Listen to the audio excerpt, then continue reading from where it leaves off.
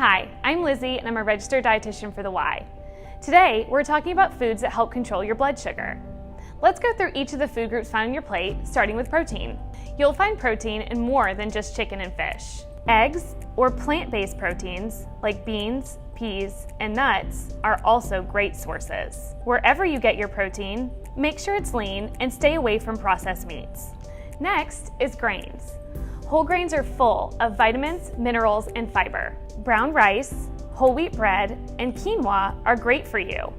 Just steer clear of refined grains like white or enriched whole wheat bread. So what about dairy? You can still enjoy in moderation. You'll want to stick with fat-free or low-fat milk, yogurt, and fresh cheese. Avoid things with lots of fat, sugar, or the word cream in the title. Moving on to vegetables, you have lots of delicious options, like broccoli, asparagus, or carrots. Take it easy on starchy stuff like potatoes and corn. You can eat vegetables fresh, frozen, canned, or juiced. Fruits are a good source of carbohydrates, so you can really enjoy any that you'd like. Whether they're fresh, frozen, or canned, we just want to make sure that there's no added sugars.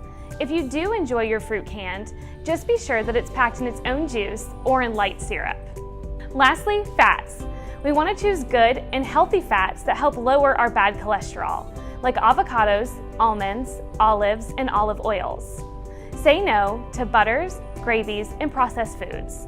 Remember that even if you're keeping your blood sugar in check, you can still have lots of variety in your diet. Happy eating!